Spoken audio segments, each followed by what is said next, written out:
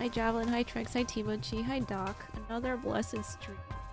Glad you're all here. You love spending $300 on your car, Timochi. What happened? Oh wait, my controller. Controller.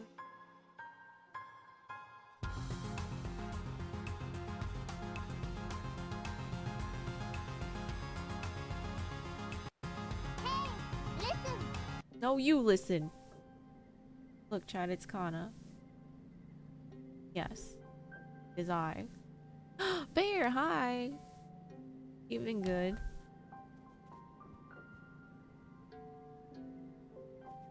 Hello. Oh wait, it says Helio Colony. Oh my god, I thought it said hello colony this whole time.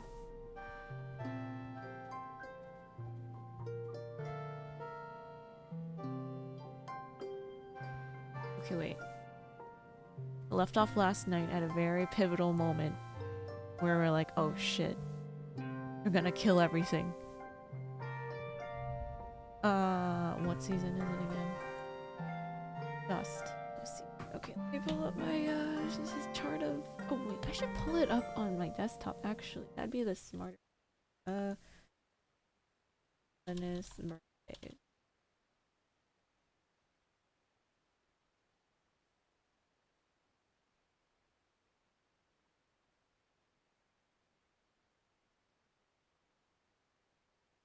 Muted.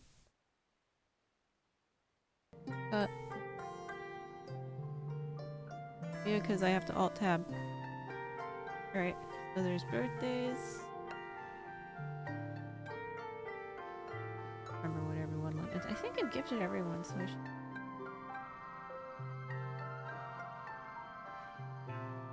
should. Sniffa. You sniffing? Alright. Anemone's birthday. Anemone, Nomi, and then Cal. So, her. I got you an egg. We have to avoid Nomi and Cal for now. Rex can give a thingy.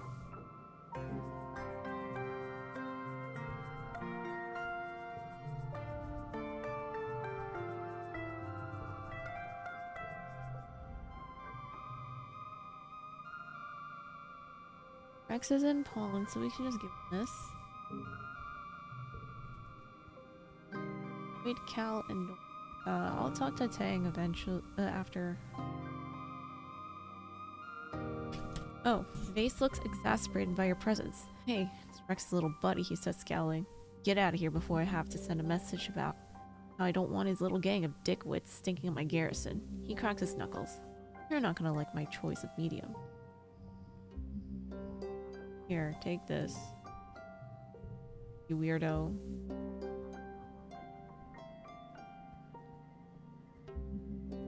Off to watch some more spoopy games. I'll be lurking. Oh, okay. Thanks for lurking, Trex. Okay, so Cal's birthday is later. We could just chat with him, though. Where's Mars? Your dad is sitting on the fence overlooking the animal paddocks, chewing on a piece of grass. Oh, hey, Sugar Bean, he says, patting the fence next to him. Want to take a look at the wild, dangerous aliens? We watch the flow of cows bob along peacefully. Every so often, one of them releases a jet of liquid and lifts up into the air. And Tad laughs every time. Gross. I guess not much more weird than when we used to drink milk from cows and goats. It is weird. Okay, so where's Mars?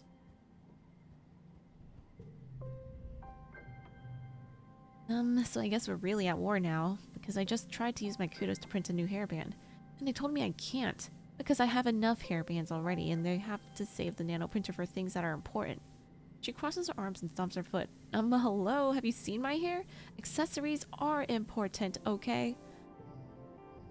I have this flower as a hair accessory. Alright, I think that's everyone. This I've already spoken to.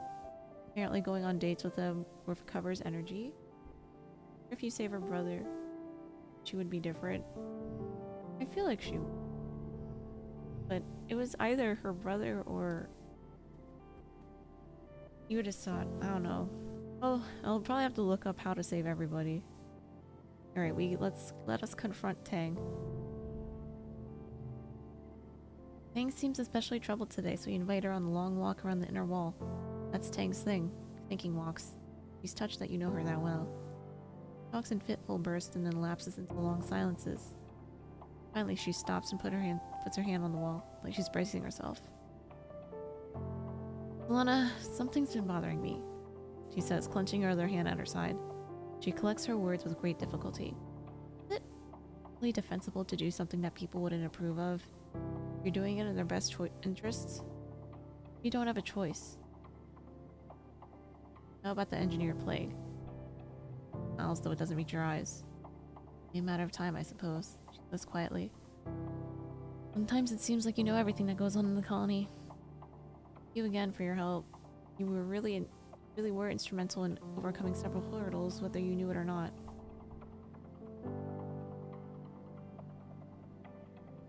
It's just using you, instance. You an instance. You're committing genocide. I support you. As your friend, please don't do it. As your friend, please don't do it. As my friend? He replies, incredulous. A real friend would understand why I have to do this. I have to protect Dr. Instance. I have to protect the colony. She pushes herself off the wall and starts to walk away from you. A few paces away, she stops and her shoulders slump. I want to do this, Solana. Don't help Instance, though. Kill her. The colony needs her. I need her. I don't know what I'd do without her. I don't know. Maybe we can convince him to stop? She scrubs her hands against her eyes and turns to you. She looks so impossibly tired, and for a moment, as young as she really is. Lim is forcing us to work on the virus. We don't know what to do. Find a way to convince him.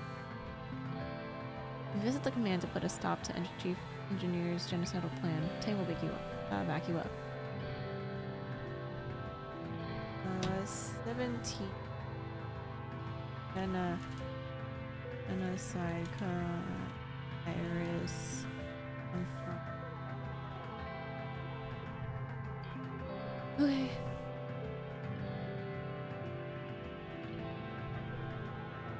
Wait, are we supposed to go to command?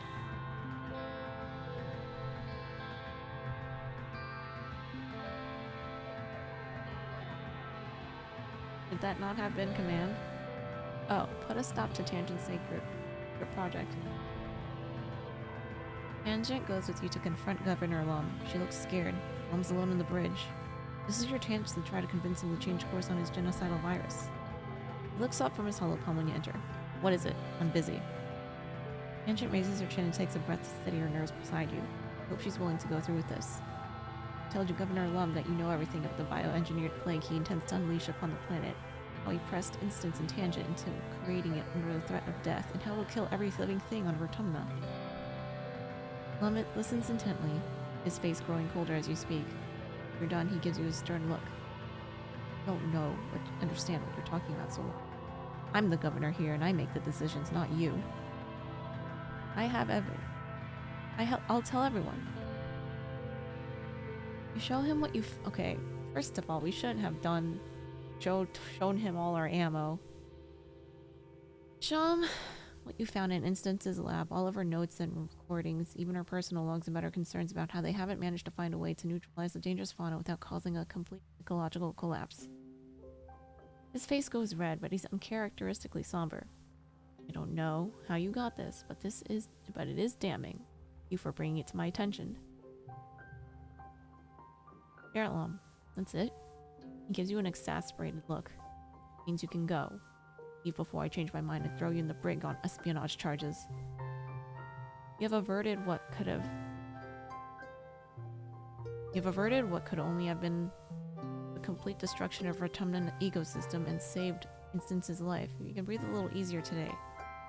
Wait, what? That's too easy. What? That was it? One conversation?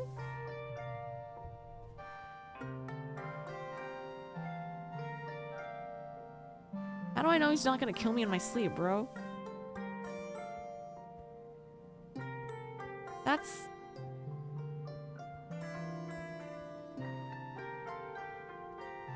Suspiciously easy. We should back up this information and send it to Dis. And he can tell everyone. It would be the logical thing to do.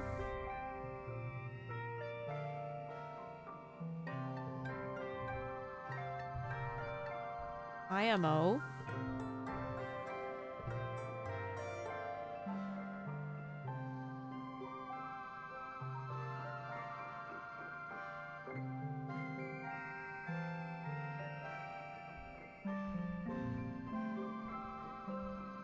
I guess we'll see.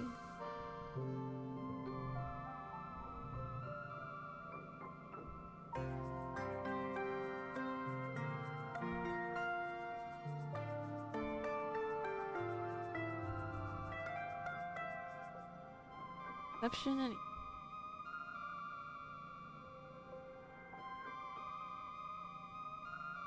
I don't know.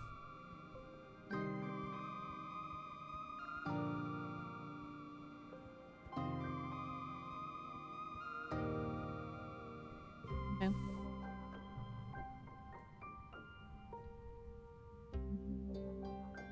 Reasoning and empathy.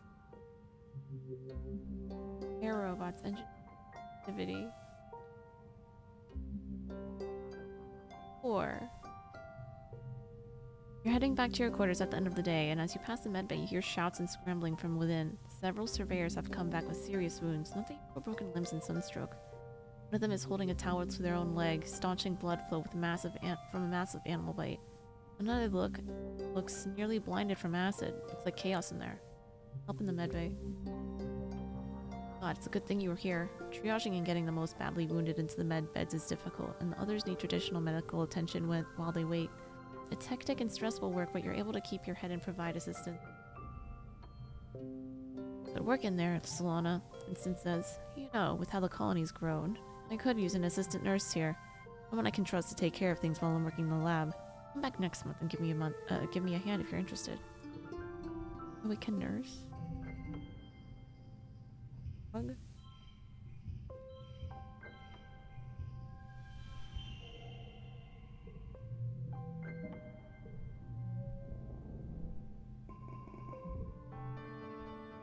This year's Vertumnalias is ushered in with a big military band.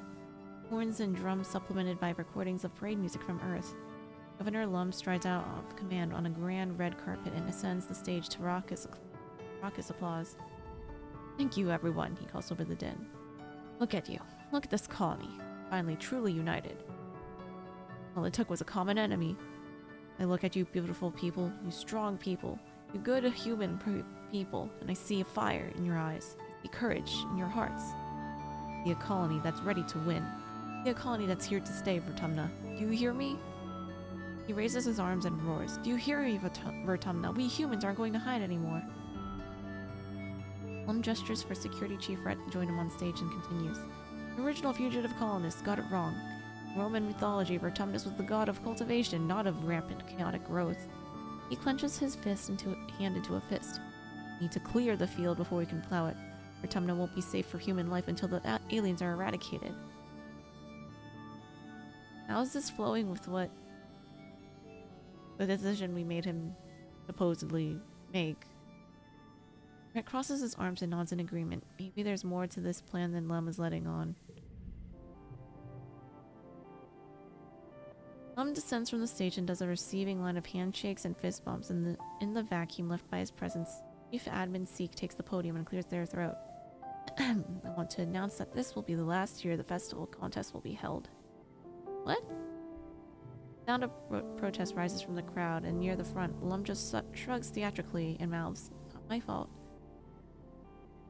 Seek looks down at him pointedly and then continues. This war will use our colony resources at a tremendous rate, including the most valuable, time. Lum takes the stage again and soothes the crowd. I do have some good news, he declares. Starting today, the colony is going to be granting requests from people who want to have children.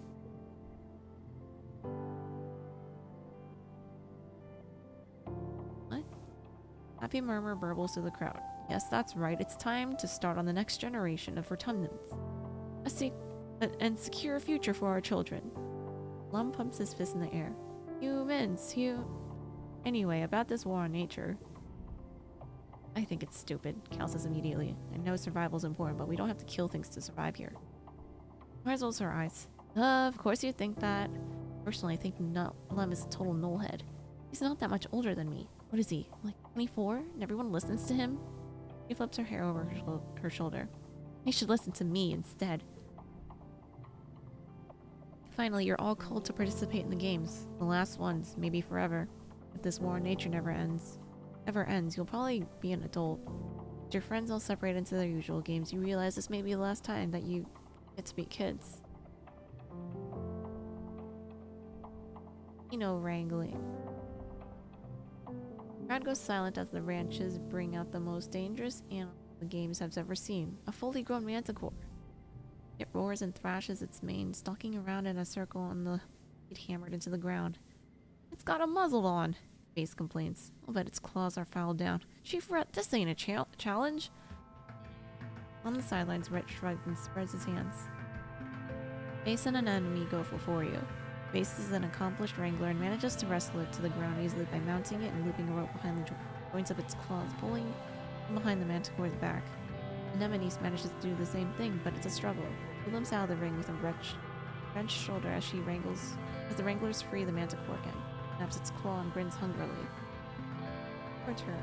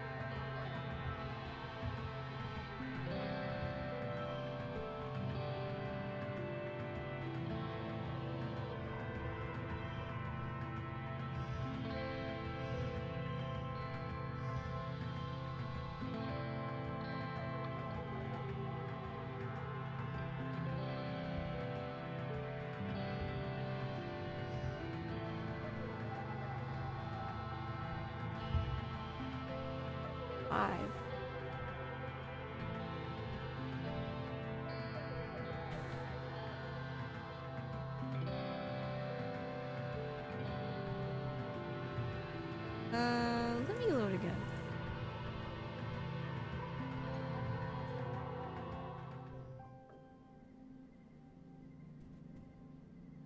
Okay. We went to repair robots, help in the med bay.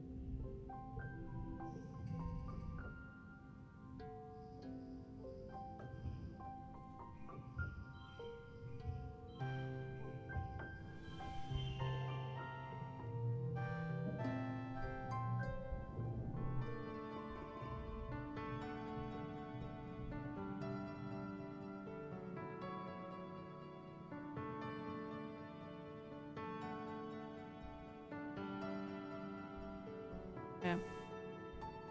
Wait.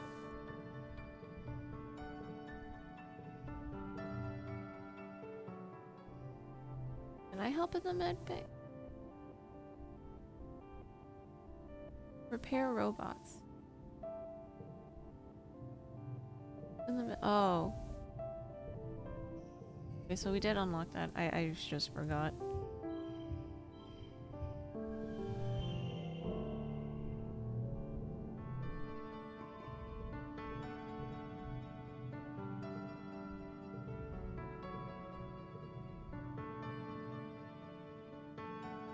I didn't mean to do that. I meant to do rebellion. God damn it.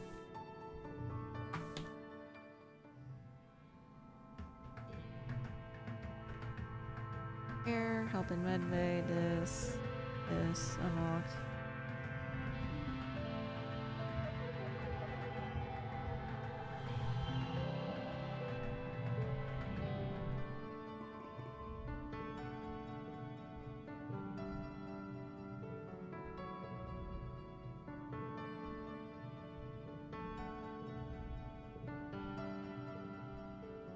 You know, wrangling.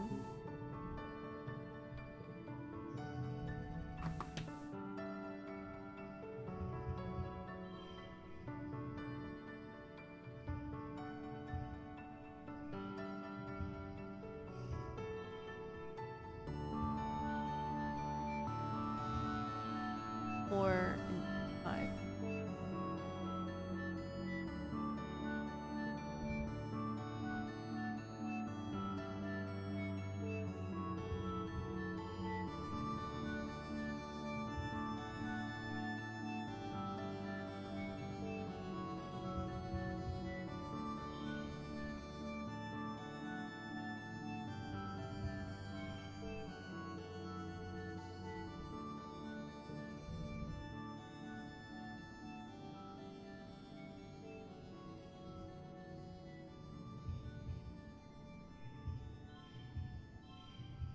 Okay.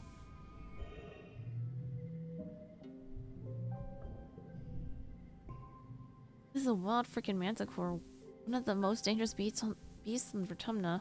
Something that could never be tamed, and they want you to wrestle it? No problem. You're offered your choice of implement. You choose an electrified baton, and it's a good thing you do. The manticore swipes at you, fatigued but still ferocious, and you give it a few jolts. When it begins to show fear, you come in close and deliver a few more to its soft underbelly. It roars in pain and confusion. The crowd roars in blood first as you force the manticore into submission, especially the Helios. Or if they're rooting for you or the manticore. After the festivities, everyone's supposed to take a few days vacation. You and your friends relax, but the adults move around the colony like ants in a hive, fortifying the walls and preparing for the human offensive against the planet.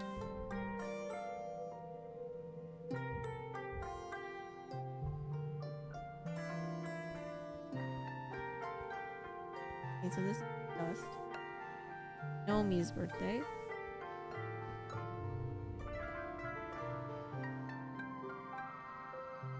You look over Nomi's shoulder and see that they are drawing a whole page dedicated to native Vertumnan plants. They look up at you and rub their cheek with the end of their pencil. We're supposed to believe in Governor Lum, but, what if we accidentally hurt the planet? And what if some of the super cool plants and animals die? They look down at their page. Just think it'd be really sad if that happened. Wanna make something? She flaps her hand in front of her face. Their hand in front of their face. Dude, but it's so hot on this planet, don't you think? You shrug.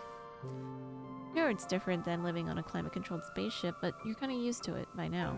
Nomi snaps their fingers. Wait, you should make something to stay cool.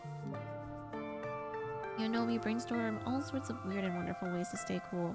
Umbrella hats, sunglasses with funny shapes, right vats of... But it all seems too complicated. Eventually,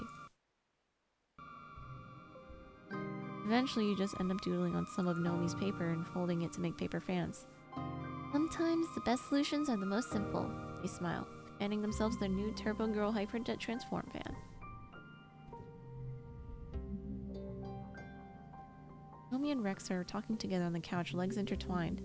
Rex spots you first and gives you a jaunty wave, and Nomi follows his gaze with a big smile. Hey, Solana, Nomi says, scooting over easily so there's space for you on the couch. Rex pats the cushion invitingly. We're just talking about what we'd rather have as pet.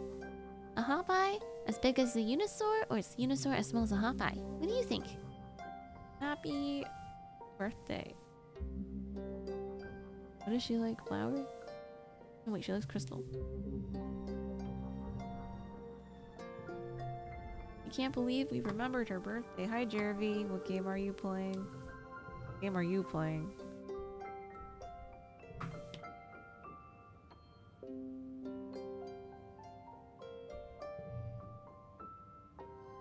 Nomi's in their usual spot on the lounge, surrounded by their steadily growing collection of body pillows and stuffed animals. They're curled up with their arms against a giant plushy creature and seem to be scrolling listlessly through the movies available in the Colony Media Archive. You okay? No, Nomi pouts. I've been betrayed. I finished all of Maid Stalker Ares and it ended on a cliffhanger. Tip over on their side, clutching their plushie in their chest in anguish. I didn't know that the stratosphere had left Earth before the series started airing. I have every episode except for the two-parter season finale. They bury their face against the plushie. I'll never know how it ends. It's not fair that we'll never have any new shows to watch.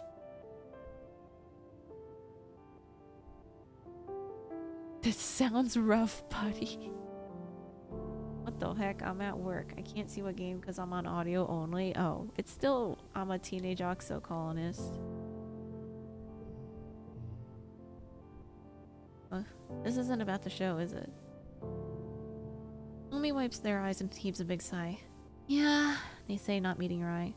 Guess it's kind of true. It just reminds me that, you know, that everything ends, and sometimes it's a lot sooner than you expected.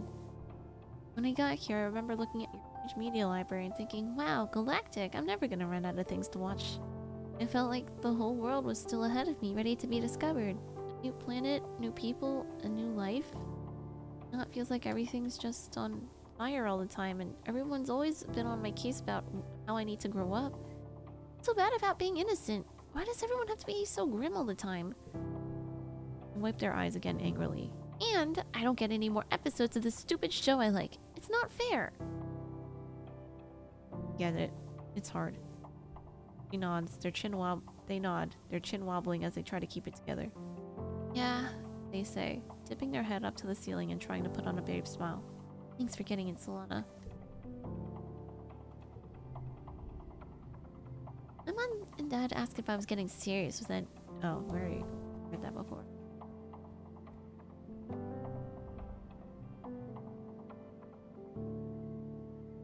Tang is pouring something from a carafe. It could only be strong black coffee from the bitter scent. It was bracing at first, Tang concedes, but I have now endured it long enough that it has begun to feel pleasant, almost calming. He regards the carafe with something like fondness. As to require a little sleep, I doubt I'll become dependent on it. Addiction runs in my family, you know. This, though, is an indulgence I can allow myself. Coworkers bitching because you're on lunch? Why? Sounds like a them problem. You should fight them. Actually, no. They should go kick rocks. Hi, Otto. You a teenage exocolonist? No, are you?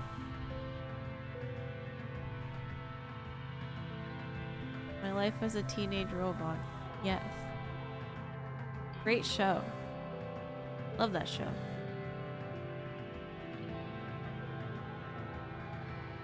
Why aren't you a teenage exocolonist, Otto, huh?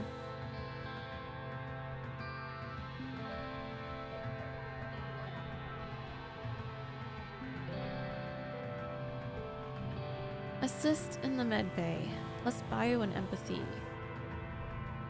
You're put for your first shift as nursing assistant. Insys was never supposed to be the literal doctor for everyone in the colony. All of the colony's medical needs were supposed to be covered by the medbeds, and then eventually with trained medical professionals from your generation. With a growing number of wounded and sick, it's pulling instances away attention from her actual work in the lab, hence why she needs the help. I'm a doctor, not a physician, grumbles as she swipes through her holopalm to give you access to the medbay systems. I can study the local xenofauna so it stops killing us, or I can treat burns and upset tummies. I can't do both. There. As the haptics in your holopalm pulse. Should have access. Now, don't bother me for anything less than a cranial bleed. It's a medbed, not a jar of leeches. Just follow the instructions and push the right buttons. You need something? Ask Congruence. Congruence beams at you from her holo monitor. Can you handle that? I can handle anything. That's the spirit. Congruence chirps. It's just you and me, Solana. High five. You gently bonk Congruence's panel with your open palm and she laughs. There are no patients today, so you're going to brush up on your first aid training. Every colonist gets first aid training starting in their early teens. Lungs gotta breathe, heart's gotta beat, blood should stay inside the body. Check. You run through the quiz scenarios with Congruence for a whole week. CPR, elevate, and put pressure on wounds. Wrap broken bones, flush eyes with water, leave foreign objects in, and be real careful with neck injuries. Fun fact! In the field, your holopump can discharge its batteries all at once as a makeshift defibrillator. First aid is important, but the goal is just to get the person stable long enough to bring them here, to a medbed. That's where you and Dr. Instance will take over. You'll be fine. It might only be a matter of life and death. No biggie. Now why aren't you a teenage exocolonist? Kirby, that's the wrong show.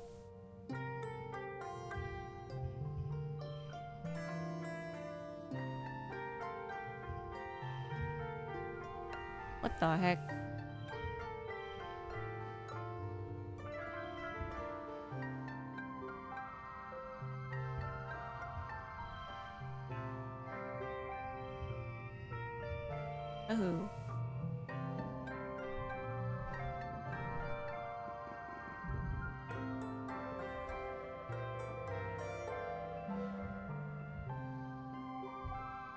Late dust. New perk. Extra enhancement. Enhance your DNA in engineering. What? Oh my god.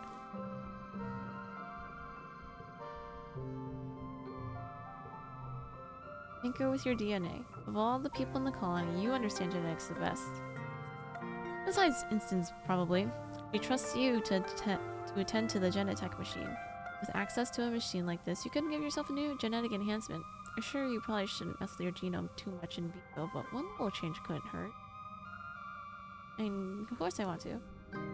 Decide to install the enhancement.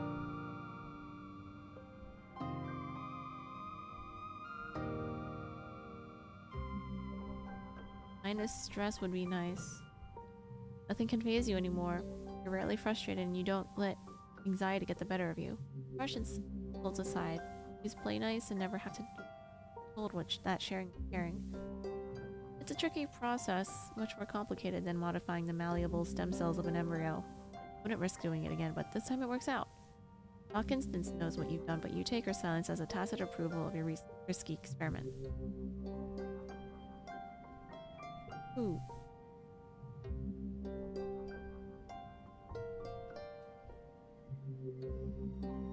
Oh wait, do I have gear?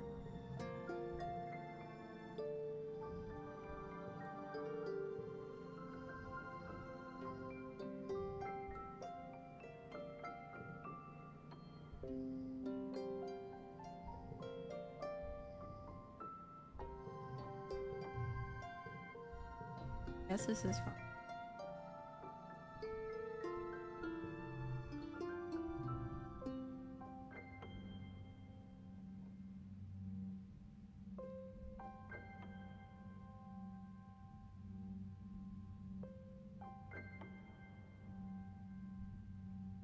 They're robots. You work with Congruence on tweaking her environmental monitoring processes. Together you manage to up her efficiency by 0.005%. Doesn't seem like much, but Congruence assures you that even small changes add up over the course of centuries. You have a small existential freak out realizing Congruence was active before you were born, and we will still be serving your great-great-great-grandchildren hundreds of years from now.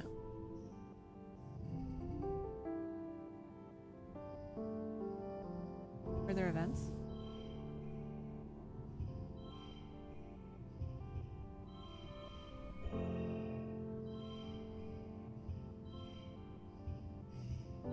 Oh, yay.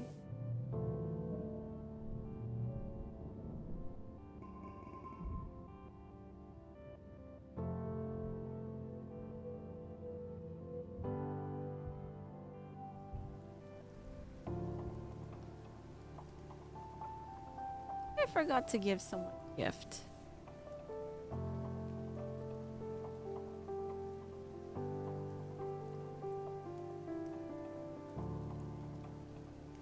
Dust 3 is Cal. Whoops.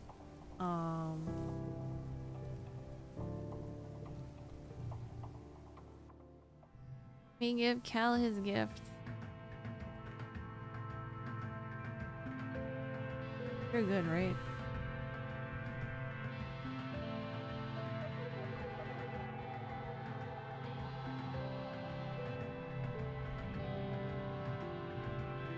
Cal's holding an ice pack to his face. Hey, Solana, he greets you, giving a half-hearted wave. Don't worry, he says, indicating the swelling scrape across his cheek. Kinda weird how me and Rex get so clumsy around the Haleo kids, huh? Gives you a significant look. Have this.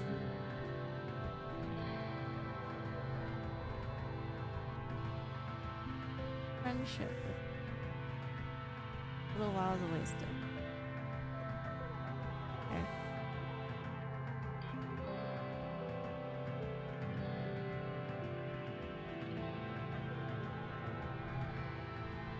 Let's repair robots again.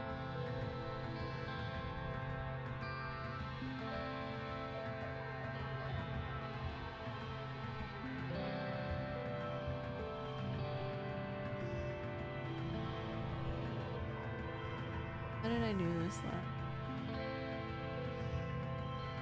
5. Oh no.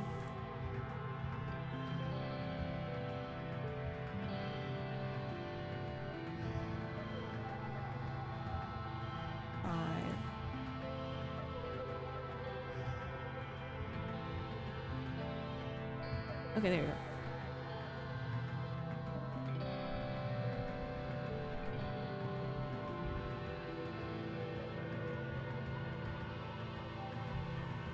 Okay, early wet. Shop closed. Creativity level 1. Wahoo!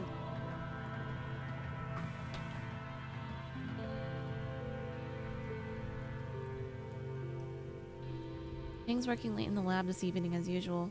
What's unusual, though, is the smile that brightens her face when she looks up from her microscope and sees you. Lana! Oh, I'm glad you're here. It was just... Oh, actually, why don't you come over and see for yourself? Wait. I'd be honored if you... Oh, wait, this is... Okay, I thought this was, like, only if we were in a relationship we would get this. But this is where she, like, names a mushroom after me. Okay, I'd be honored.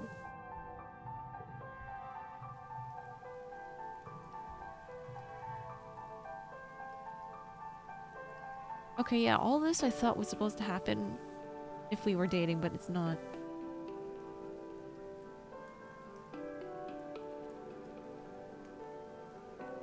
Not so bad out there. She's talking about how she doesn't like anything outside the walls. She links her fingers behind her back as she walks. All the same, I think I finally come to appreciate it for what is. Opportunity. How many scientists have truly been afforded this freedom of discovery? A seemingly limitless buffet of knowledge. She looks towards the wilderness and smiles wistfully. It is full of dangers, yes, but I find myself also feeling a curious sense of wonder. All perhaps. Okay, she's asking if we were happy here. I'm just existing day by day. What a miserable existence we lead. We don't have a choice, do we? Therefore, the only rational decision is to make the best of what we have. To accept otherwise is to accept misery and death. That's a tangent you know so well. You can trust her to stay logical and focused no matter what chaos tomorrow may bring. You walk until the chill of the night settles into your skin and then descend from the walls and walk back to the living quarters. Tang hesitates at the threshold. Anyone else might not have noticed, but you know Tang. Probably better than anyone in the colony does, even her own brother. What's wrong? You want a hug? Okay. Alright, even if we are not dating, this all happens still. You don't have to be alone. We can keep each other company. And take stuff off your mind. Okay. Alright. Wholesome. Friendship, platonic stuff.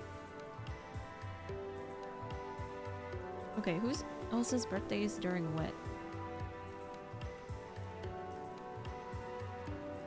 A wet one is Mars.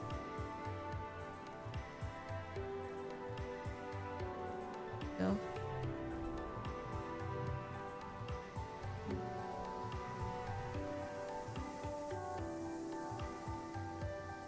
Wet 2 is Vase, so we don't bring him anything.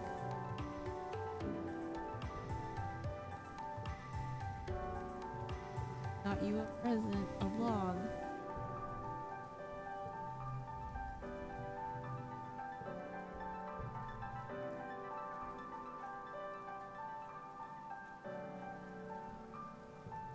Lemony. Have this egg. Base, we're gonna ignore. Give this and Tang birthday presents still at the end of the month.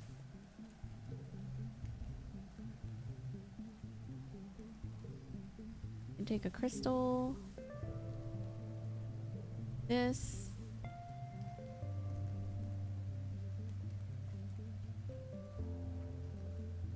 Oh.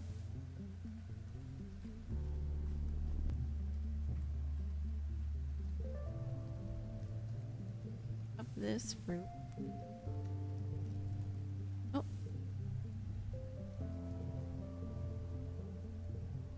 Shooting the breeze with Cal in the shadows of the geoponics dome. When he leans over your shoulder and waves at someone over your when he leans over and waves someone over your shoulder. Kirk, hey, over here. Kirk jogs over to you. He's a heavy-set adult with tattoos sprawling up his arms that make him look like he's made of marble. He holds out a stack of tiffins wrapped in sash. Hey, you two. Steph and I were testing out recipes and we ended up making too much. Figured I'd run some lunch over to you. Cal takes the tiffins and opens the first one. Lentil doll, he exclaims, inhaling deeply. No way. Kirk looks proud. Rice is in the second one and a little something sweet in the third. Figured you could have a romantic picnic or something, he says, punching Cal lightly in the shoulder. Cal sputters, his ears go pink. Kirk? Just kidding, yeah. Kirk laughs and shoots you a meaningful look. Kirk leaves you to divide the spoils and Cal goes right to dessert. I think four parents is the best, he mumbles, around a mouthful of sour sweet cake. Cal's mom, Auntie Tira, is in a relationship with 3 other colonists. Kirk's the newest member of this family, but even then they've all been together for a while. Cal's always been surrounded by a lot of love at home. Yeah, his mom is a polyamorous. Cal swallows his food. You know, sometimes I wonder if I'd want to date that many people like my mom does.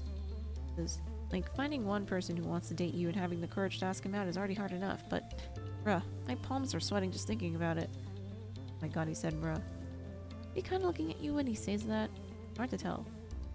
Besides, it works fine for my mom, but I kind of feel like if I find someone, I just want to be with them, you know? I want to put all my energy into making them happy. Flirt with Cal. I don't know if this negatively affects anything with this, but I do want the achievement. It will already make me happy. Cal's eyes goes wide and he rubs the back of his neck. I didn't mean that, but I did not mean it either. He giggles and looks away, unable to meet your eye. The doll is sweet and fragrant and tastes all the better for being made and delivered with love. When Cal eat your fill before Cal excuses himself to go back to work.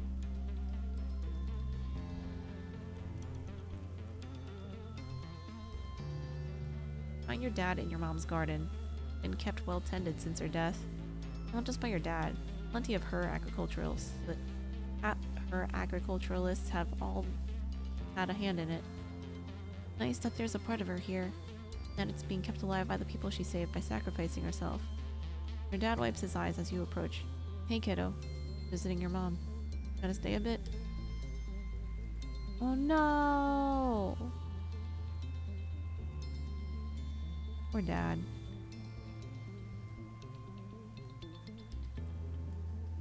Okay, I think I've talked to everyone.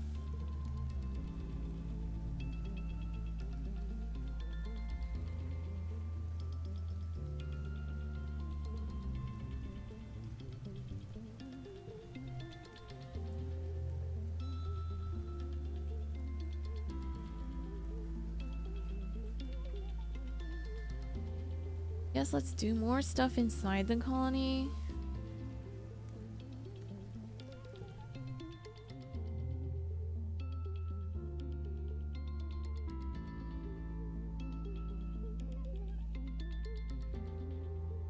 Creativity and persuasion. Reasoning and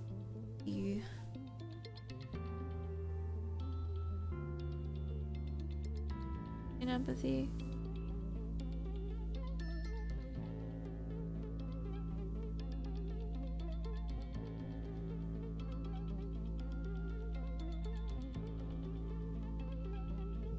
Sure if any of these lead to anything.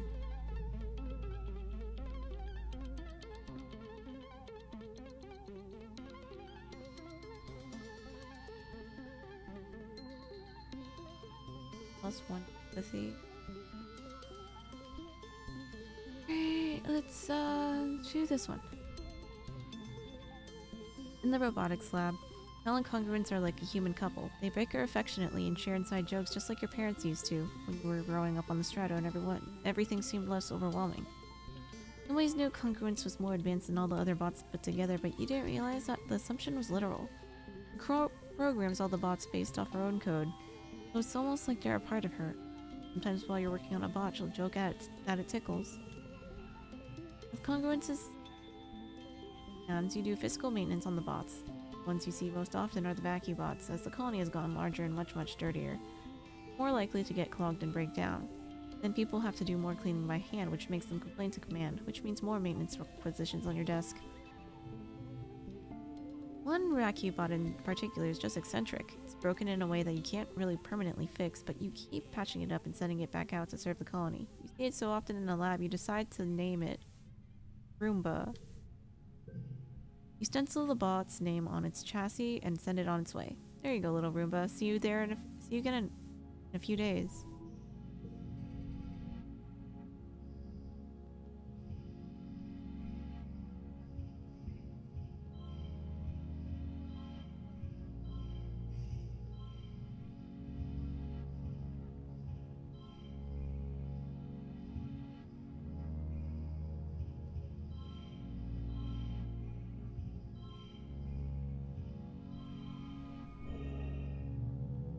Hi, Jet.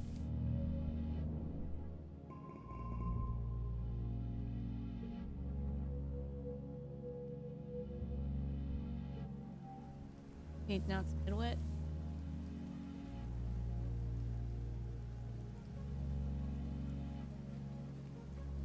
Face here.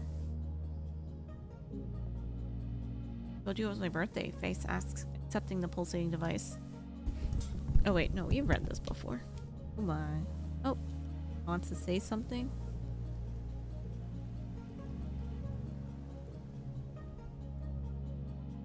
You arrive outside the garrison just as you spy a small unit of young Helio trainees finishing their daily run around the colony. Face is easily in the lead. You swing yourself up onto the fence and watch as the group breaks up into pairs for the next drill. As unit leader, Base goes around and corrects everyone's form and checks in on them before he spots you and trots over. "What's up, colony kid?" he says, wiping his forehead. His training shirt's clinging to his chest, damp with sweat and showing off his muscles. "Missed you out there today. You should come for a run sometime." Don't keep me away, I guess. Because I want this toughness stat. "Hell yeah," he says, bumping his fist into yours. "Every day at first sunrise. If you're late, you'll have to run it twice." "I've been trying to get the other colony kids out here," he continues. "On the Helio, we're raised to believe that physical exertion does more than build muscles. Helps you think more clearly and boosts your immune system too. Not only that, but it strengthens the bond between brothers. It turns men into heroes." Face looks like hero, Face looks like a hero, you think. Even just standing there, he has the same presence as action heroes in the old videos from Earth. He's so effortlessly in his element that everything he does looks effortless. Confidently in his element that everything he does looks effortless. Can't imagine him skinning his knee or having his voice crack or tripping over his feet, all three of which have happened to you.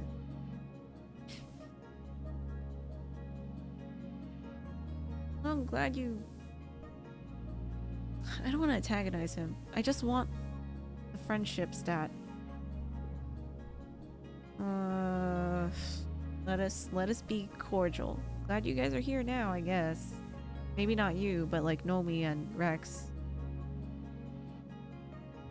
He shrugs. He's doing our duty to humanity. He picks up his water bottle and takes a big swig, rinsing out his mouth before spitting into the dirt. Not everyone's cut out to be a soldier. I mean, where would we be without people like Tangent giving us the intel we need? He shrugs. Anemone's pretty cool. She's got the right idea. Cow has muscle, but honestly, you all lack the discipline.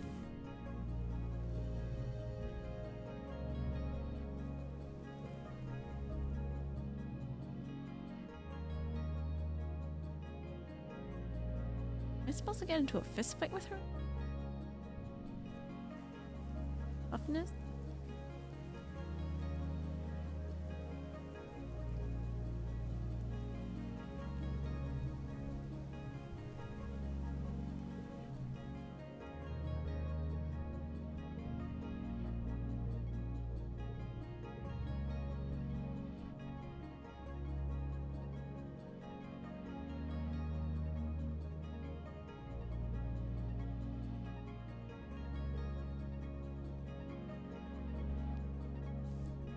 I'm gonna see if this has anything. This shows you how to implant a hormone regulator, birth control, acne cure, and mood stabler all at once. You got yours after you hit puberty. There's still a few kids in the colony that are waiting to get theirs. That doesn't do... There's no like hidden scene for this one.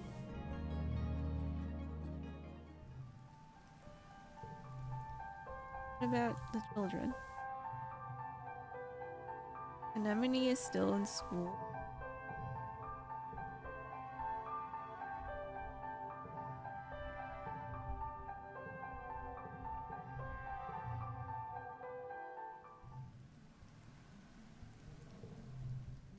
What about the robots?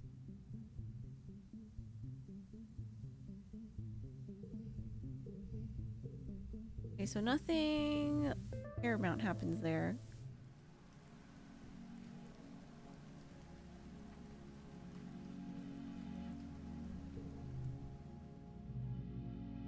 Practice phonographer? What does that mean?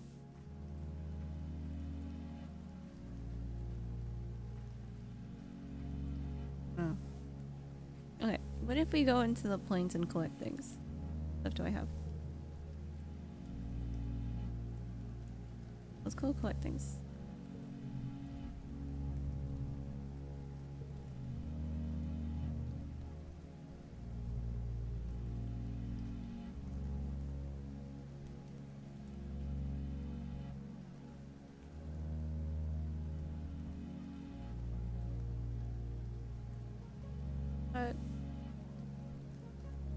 What was max engineering?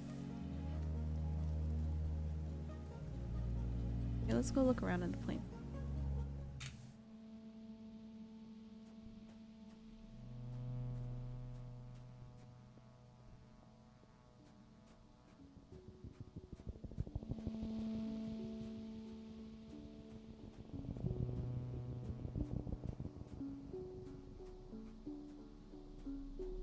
At least getting perception 3 early on is very useful for just running around and avoiding things.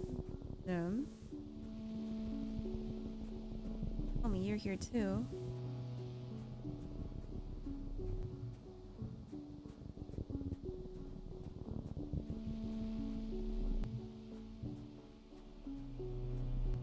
On all the thingies first, then we'll loop back.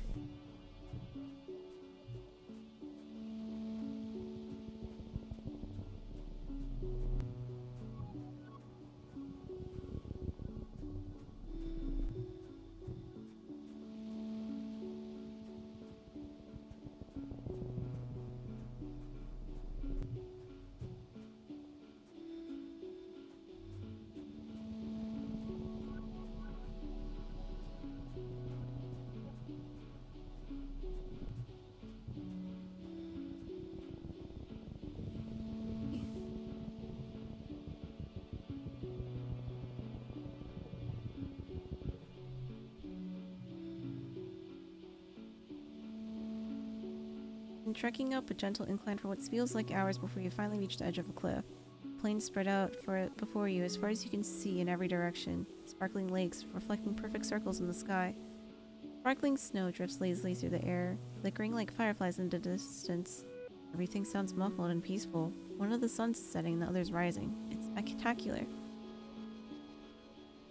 This joins you shortly afterwards, just as speechless. Just enjoy the sunset. Dangle your feet at the edge of the cliff and stay until it's dark. It's nice to sit and rest for a while.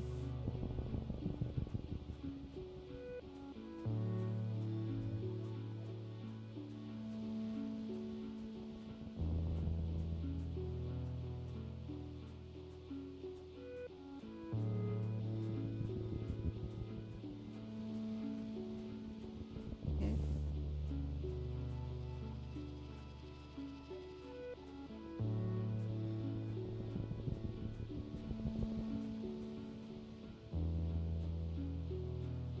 Hey, Sim. You think you see Sim running you through the trees up ahead near the edge of a cliff. You call out to him, but your voice is drowned out by a screeching roar that shakes the forest. A manticore. You're feeling a remarkable lack of self-preservation today, so you holster your scanner and follow the noise in the trees. Oh my god. You have to find Sim fending off not one, but 3 manticores at the edge of a cliff. Back to the fatal drop behind. He's bleeding profusely from his hairline, and his left arm hangs useless at his side. He doesn't even register your presence as he tries to calm the beast with soothing sounds. One of the manticores knocks Sim off his feet, and your heart lurches as a spray of stones clatter down the cliff. The beasts have him completely at their mercy. The lead manticore's delicate feet pin Sim's tattered clothing to the ground, spittle drilling from its misshapen jaws, and you watch Sim's expression twist with an emotion you've never seen in him before. Here. Save Sim. What the fuck?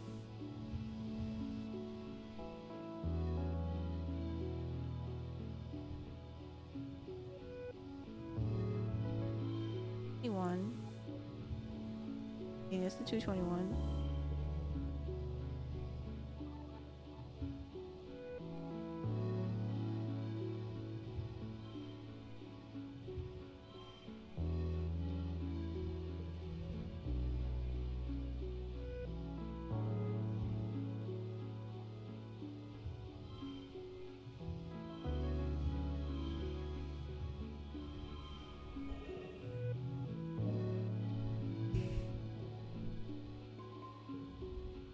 Somehow using all your strength and then more, you defeat the lead manticore. Two smaller ones scatter, hissing their displeasure and biting at each other. With the death of their alpha, negotiating their new pack dynamic should distract them for a while. Are you okay, Sim? He waves you off with an arm that doesn't hang limp at his side. I'm fine. I feel pain, but it does not control my behavior as much as it seems to in humans. Sim is barely standing up right after that battle. Really, he wasn't much help this time, and despite your best efforts, his strength is fading fast. He stumbles into you, knocking you both to the ground. He lands on top of you, your legs intertwined, and his weight is pressing you into the dirt. Oh, this is the classic anime scene. The comedy, whatever. Ugh, he gasps. You can feel every inch of his long body against yours, stirred to quickening by the adrenaline of the fight. My hero. His eyes fall to your lips.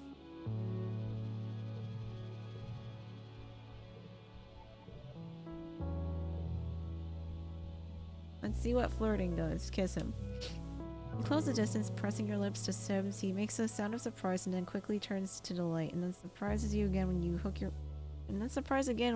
your leg over his and gently roll on top of him, taking control. Oh my god, we're a switch? Sim kisses with a charming innocence at first, clearly improvising his way through his first. So he's quick to respond to your touch. You flick your tongue. Okay. Not long before he's responding in kind and you're both breathing heavily. Okay. Oh, Sim gasps as you break for breath. He sounds dazed. Is it always like that?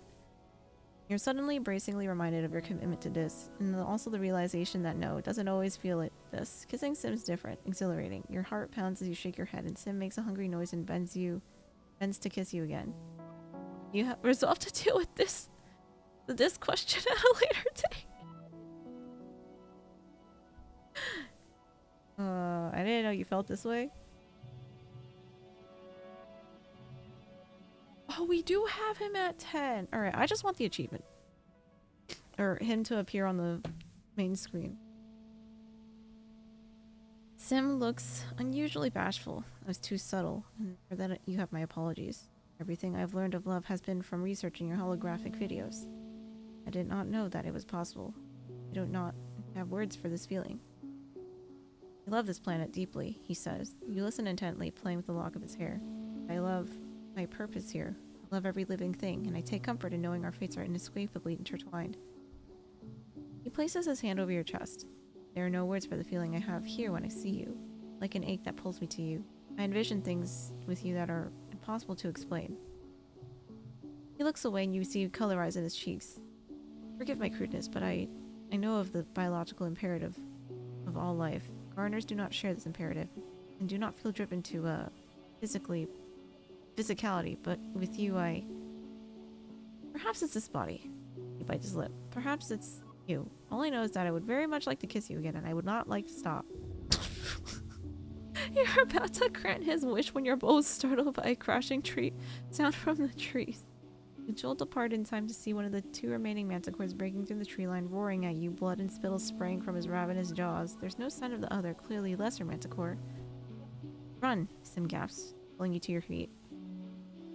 He gives you a hand and you start running parallel to the cliff, trying to get some distance before it's safe to duck back into the tree. You don't hear Sim behind you. You swirl around just in time to see Sim clash with the manticore, grappling with its huge front claws as it pushes him closer to the edge of the cliff with dancer-like strength. Go, Sim yells, rocks scattered down the cliff by his feet. Please, Solana, just go. You don't even have a chance to be a hero. The manticore takes Sim's neck in his jaws and he screams in pain. What the fuck? Sim locks eyes with you once more as time slows to a crawl and then speeds up as he grabs hold of the manticore and launches himself backwards off the cliff. You're gone before you can scream. You rush to the edge, too late to catch even a trailing tattered coat.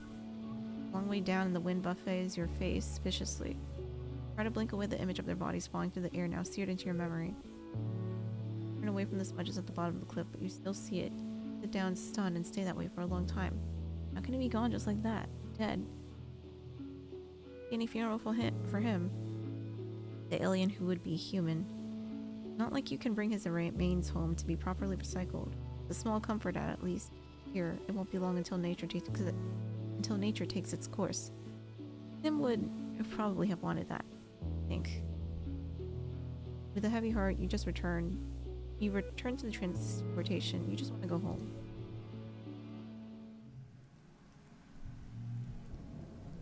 Okay. I unlocked a background. Wahoo!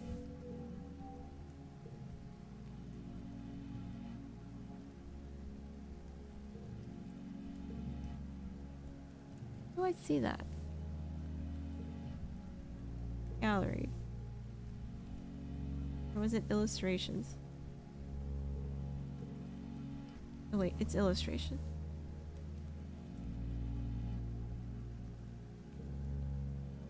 Rip. Alright. His blood is blue. Let's shove him off this time. I did not get an achievement.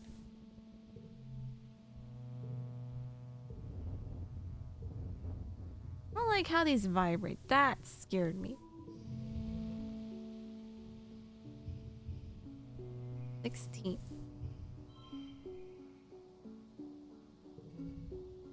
Not as no emotion. I told you, I'm emotionally attached to this.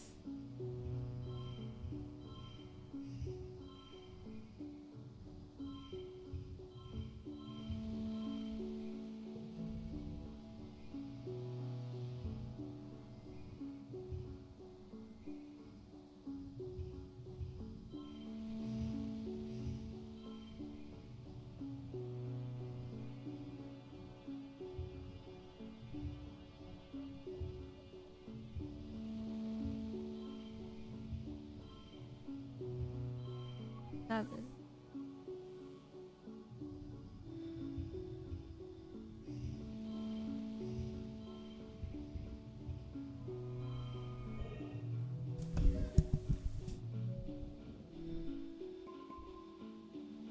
I didn't think that's how he would go. I thought he was pretty tough.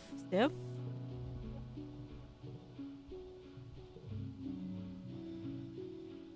Alright, shove him away. You unceremoniously shove Sim off you and he laughs as he rolls on his back. No? He asks, unbothered. My apologies. My research into human relationships via your holographic videos gave me the impression that is what your kind does after a near-death experience. It's quite exhilarating. We're both startled by the crashing sound from the tree. Wait, what? He dies anyway? Are you kidding me?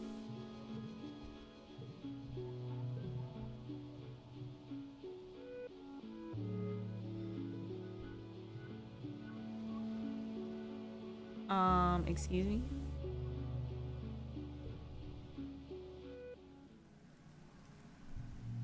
Is there a way for me to prevent that?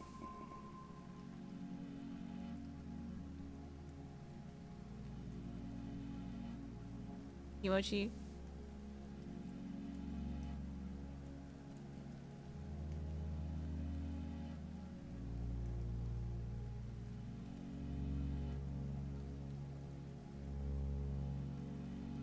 No?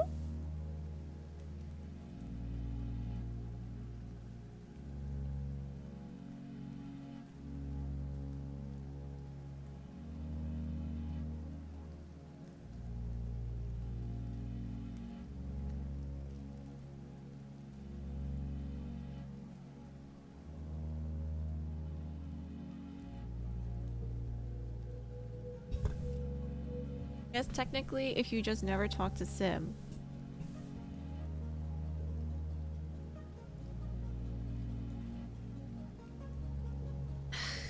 Okay, wait. I'm gonna go back because I don't want to go home yet. Nomi's there.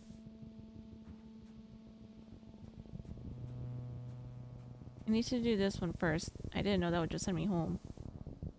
Again. Meet up with this and Nomi.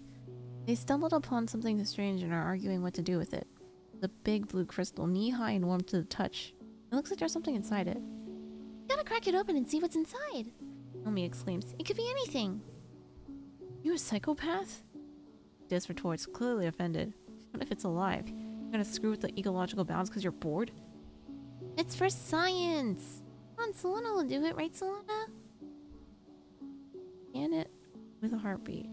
Scan it for a heartbeat. You use your eyes, use some surveying equipment to detect a heartbeat, proving that yes, it is alive. You can't tell much else since the scanner seems to be blocked by the crystal, but it's something. Nomi's absolutely delighted. The three of you happily leave it at that. Oh. I guess technically if you just never talk to Sim, but don't do that. Are there consequences?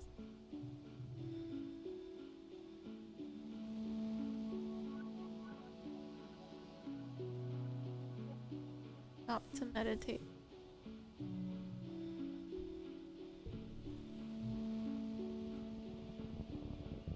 Are there consequences if you don't talk to him?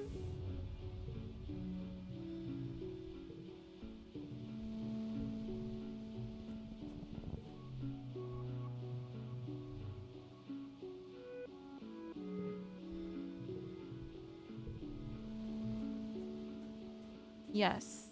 Okay. Alright, I was just looking at the whatever else that was. Nothing of importance. It's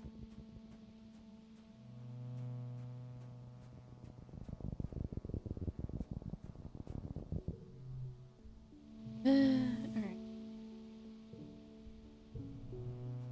Okay. Goodbye, Sim, I guess.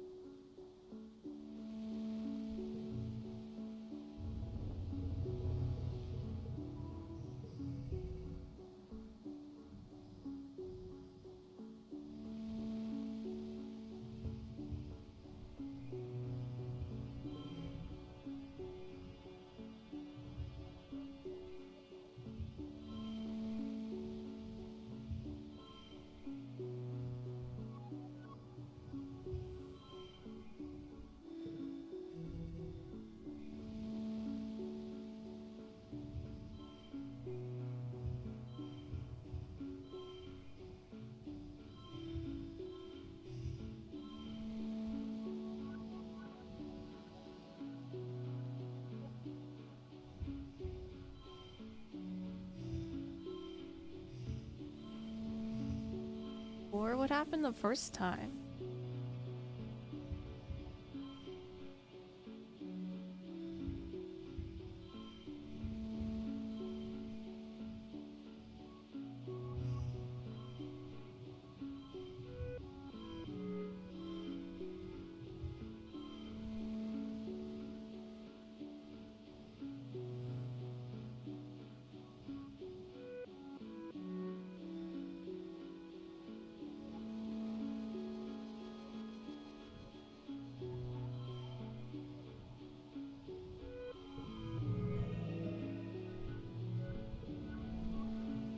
Okay.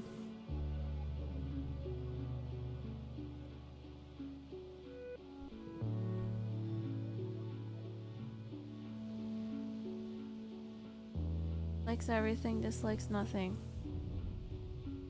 Oh. Goodbye.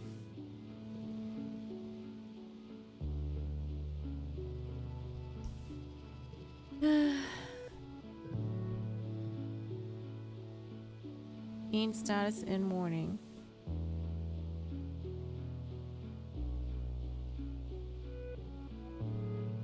Niffa. Niff. R.I.P. So does this know? This, do you know? Tim is what?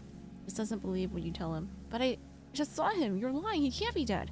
He refuses to listen. You just keep repeating that you must be wrong. Okay. Well, this is an awful birthday for him. Monka S.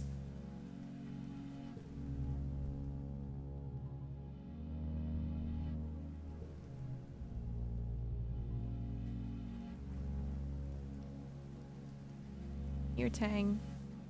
Since I can talk to you, I can give you a flower.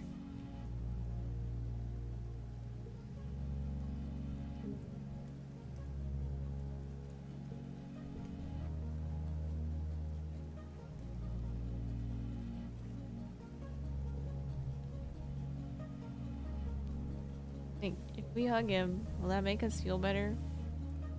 No.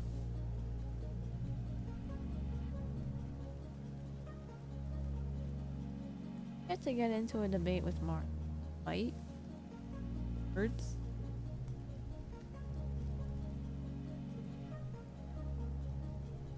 Does this mean I can just talk about him now? Bonnie Food Supplies 180%. Excellent. Petitions to remove contraceptive implants under review. Thanks for your patience. The gates will be closing during glow and a strict curfew will be in place.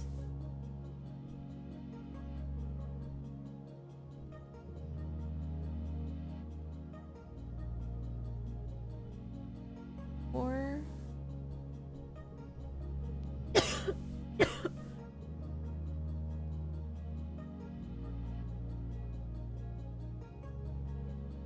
rip them.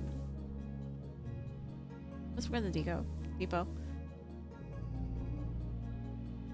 I don't think anything happened, right?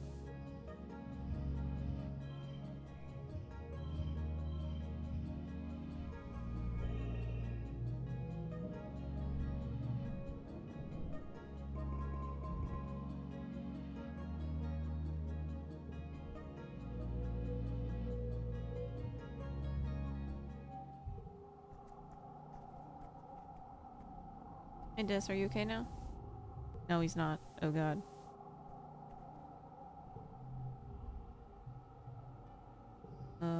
Have this fruit. Hey Dad. It's the same.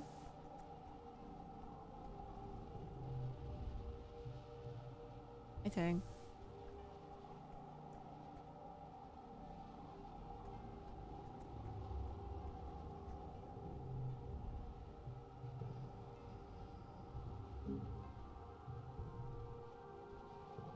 Oh, okay. I have 5 friends. 5 hearts.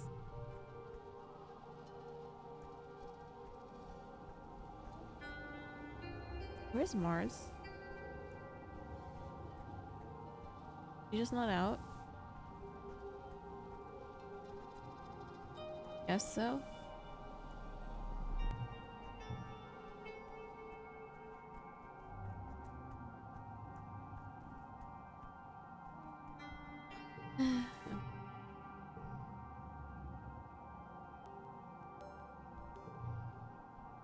Go out.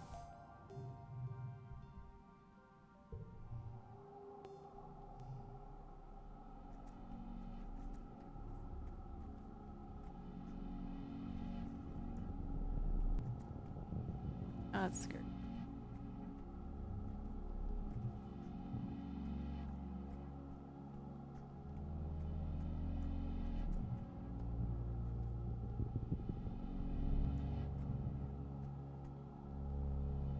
Isn't here. I guess he's gone.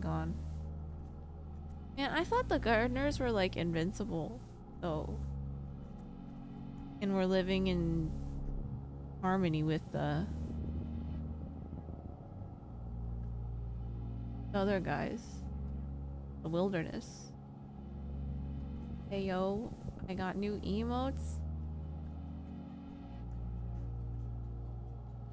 Oh my god, is that for Final Fantasy VII? Wow! It's Cloud! Oh my god. I like the speed one. Me too, I like the chocobo, very cute.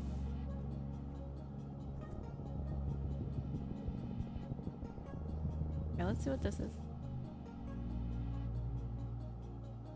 Dense part of the jungle. Cut my way through these spider webs. Your skill with the plastic cutter comes in handy as you're able to collect a Solana-sized tool through the sticky hairs without accidentally getting them all over yourself.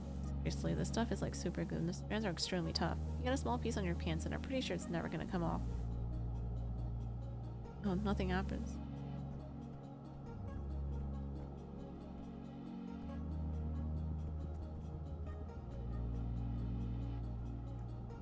Other pet.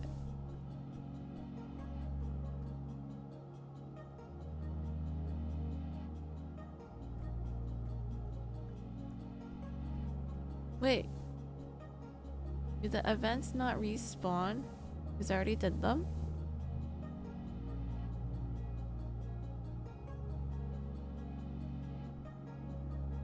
Amazed at how peaceful it is out here. It's not what you're expecting. Not what you expected. Stay out of sight at the watchtowers and slip between the mush trees. It's eerily silent, as if the forest is holding its breath in anticipation. Really pretty out here with all the plants and animals glowing, especially the wormhole filling the sky above you. Up at the wormhole. You crane your head. Crane your head up to look at the wormhole. It's so big you could begin to feel dizzy and end up stumbling over a bit of gnarled root. Ouch! You're lying on your back in pain. You're still transfixed by the wormhole, dark against the dark sky.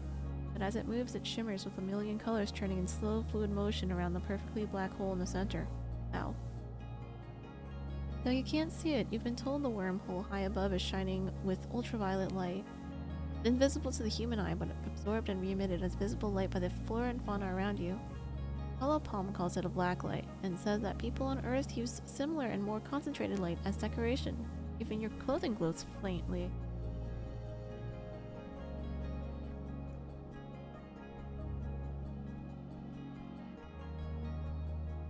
KBBQ, wow! Enjoy. Love KBBQ.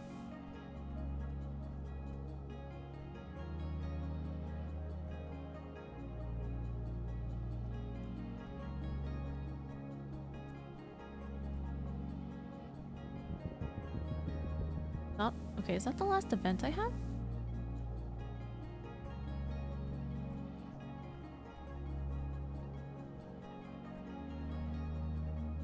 Because these respawn in quiet, right? So I've already done everything here. Most things.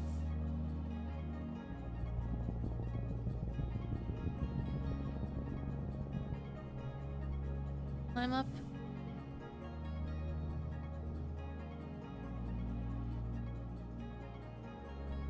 Climb up to a plateau ringed with gnarlwood tree. The view is fantastic, and you can see the entire valley on the side of the colony from here. Take some pictures. So beautiful out here. Too bad you can't share this without raising suspicion.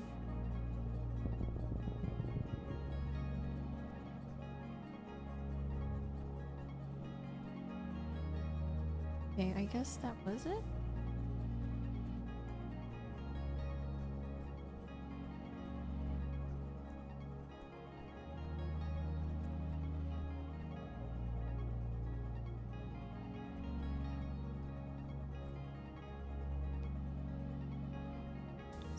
Gone for real, for real.